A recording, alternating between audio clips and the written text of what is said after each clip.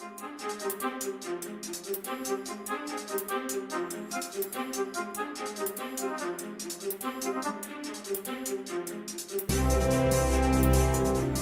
tried to win 30 straight games on NBA 2K24 Playnow online, one game with every current team.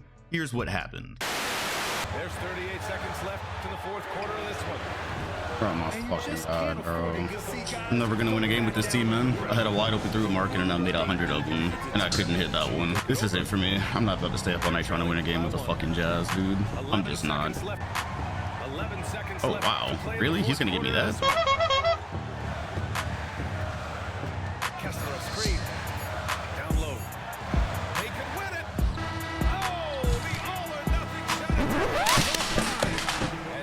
Big win by Houston in a tight game.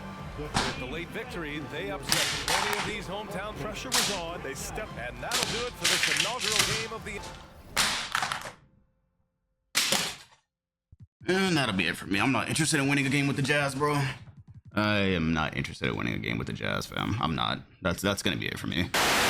Well, as you can tell, I in fact did not go 30-0. Oh man, I am right at home. I missed Playnow Online rage. So looking at this unbiasedly, I literally just folded. I was cooking with Taylor and Horton Tucker of all people. I could have taken that shot. I just thought I was gonna get more space than I did. Then I thought Kessler might be open, but what really threw me off is Kessler rolled early when I originally really had a lot of space, or I could have gotten a lot of space, whatever. Anyways, the Utah Jazz remain the only team that I have not gotten a win with. As you can tell, I did not go 30-0, but oh, I got close. I ran the record up to 22-0. I was once 9th in the world. The minute I lost a game, I fell all the way out of the top 100. Don't think I'm seeing the leaderboards again. Even with that, I can say I had a lot of fun. The final record turned out to 31-5. I ended up winning 31 games because I had to replay with the team to get out of a tier. And as someone who has not touched P&O in a long time, it's really probably been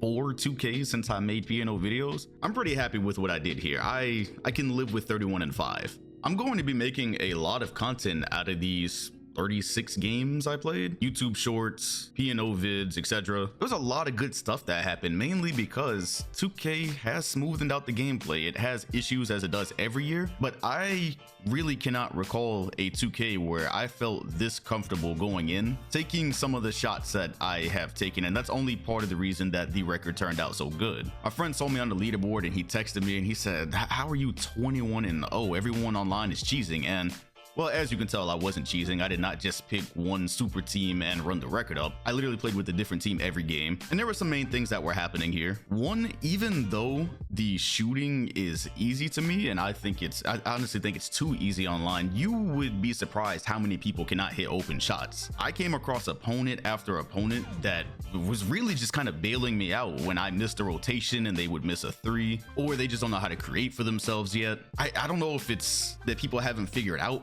how much you can actually do, how much you can cook now in the mid-range. Whatever it is, because people are not great shooters, I was able to end quite a few of these games by just turning on zone. I would be struggling, the game would be close, and I just went, okay, you know what? If you can hit shots with this player, you can win the game. To some of these guys' credit, they almost did it. I almost lost to Draymond Green threes. That's how easy shooting is online. That's why I say it's too easy, because there are certain game plans that you should be able to execute that in this mode you can't execute. If you want to leave Jared Vanderbilt or Draymond Green to their lonesome, they can light you up for 4 for 4.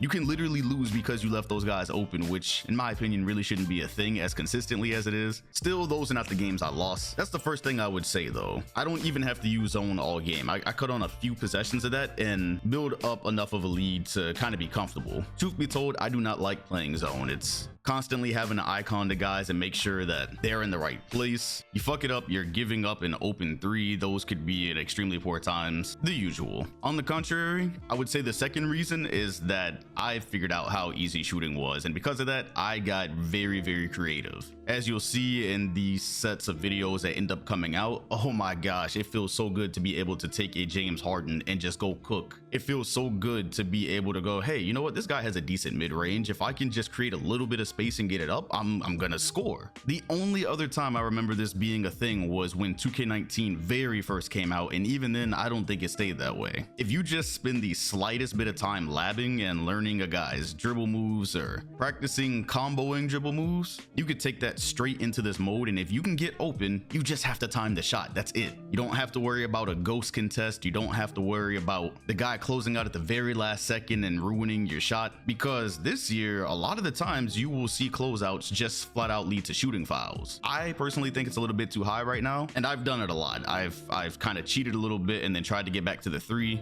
and they penalize you for that. You end up fouling because you're in a bad position. So yes, the offense is much more creative this year. The third reason this turned out so good for me, and I'm slowly starting to see online players figure it out: simple basketball principles. Cutting. Correct me if I'm wrong, but one of these years in the last few 2Ks, they took out the ability to hold triangle and send a cut for the player that you have the little icon under. I can't remember which one, but I can distinctly remember that you had to go into the menu and then tell that specific player to cut. Well, that should have never been taken out, and now it's back. That combined with the fact that steals have gotten much harder. Not gonna lie, it's almost too hard. I feel like you can damn near throw the ball at your opponent's face and still not turn it over. So that's part of it. I feel very comfortable just sending a guy cutting and throwing him the ball.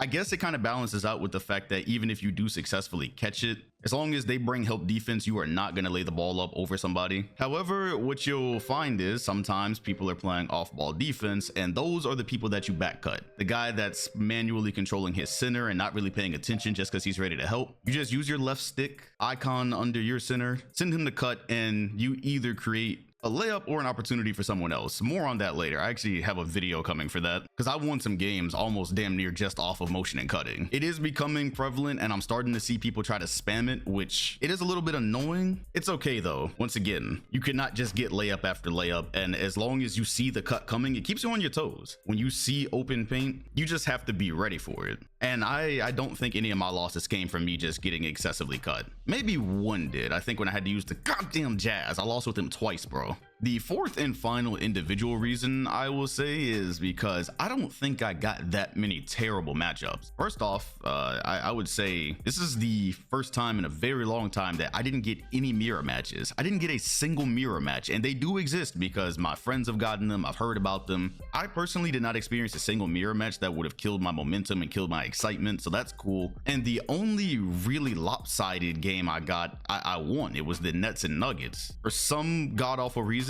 Denver is a tier 2 team, and then the Nets are a tier 3 team, so I don't even know why we ended up matching up, but we did. I should have lost it. I didn't. The guy, he really wasn't that good. Even though that game took place in the D League, and I'm kind of wondering, was he in the D League? Because how did he get there?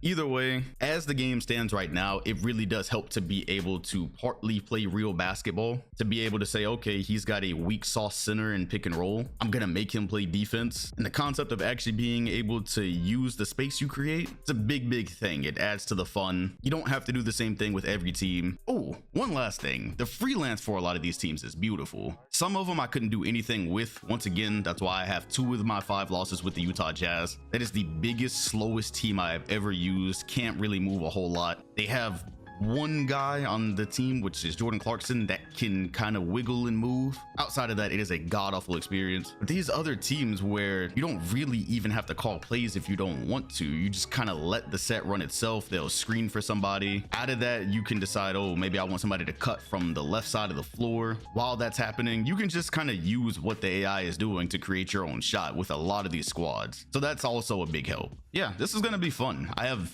like I said, hella content out of these P&O videos. 36 games in 2 days. Wanted to get it done as quick as possible. I didn't want to play and make content at the same time. I'm still gonna play, but there's a lot here. So expect some P&O vids for the first time since NBA 2K18. If you want to see more, be sure to hit the like button and try out P&O yourself. This is a mode that 2K has not cared about in a long time. But if there was ever a year I would encourage you to get into it, and I'm gonna do my best with my content to help you with that, this would be the year, unless they patch it in a week and take all the fun stuff away. We'll see. Hit the bell next to my name if you want notifications every time a new video drops. Thanks for watching, and I'll see you all on the next one.